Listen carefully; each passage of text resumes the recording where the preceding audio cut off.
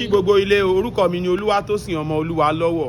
Ẹsẹ̀ bíbélì wo lẹ fẹ́ràn jù? Ẹsẹ̀ bíbélì tí mo fẹ́ kà fún wa ni ìwé Jòhánù ẹsẹ̀ 3 ẹsẹ̀ 14. Orúkọ mi Ọmọlọ́lá Ọláolúwa Oyinlọ́lá. Ẹsẹ̀ bíbélì wo lẹ fẹ́ràn jù? John 11:35.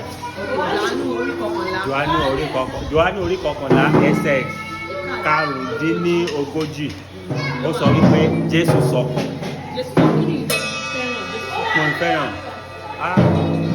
ẹkún tí Jésù sùn kò kí ń ṣe pé ó sunkún bọ̀ ìdálẹ̀ Yorùbá yẹn rẹ ṣe o.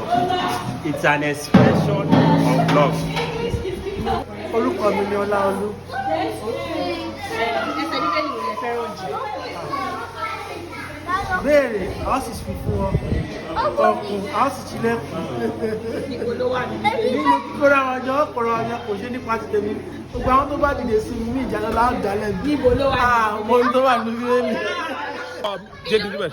Orúkọ mi ni Olúwatósìn Olúwa lọ́wọ́. Ẹsẹ̀ bíbélì wo lẹ fẹ́ràn jù? Ẹ ó sì sọ fún wa ìdí tí ẹ fẹ́ràn ẹsẹ̀ bíbélì náà. Ẹsẹ̀ bíbélì tí mo fẹ́ràn jù ni ìwé Jòhánù orí 3 ẹsẹ̀ 15.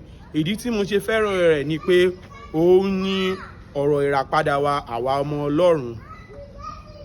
Ó sì kà wípé nítorí pé Ọlọ́run fẹ́ aráyé tó bẹ́ẹ̀ gẹ́ tó fi ọmọ bíbí rẹ̀ kan ṣoṣo fún wa wípé ẹni tí ó bá gbà á gbọ́ kó má bàa ṣègbé yóò ní ìyè àìnípẹ̀kun.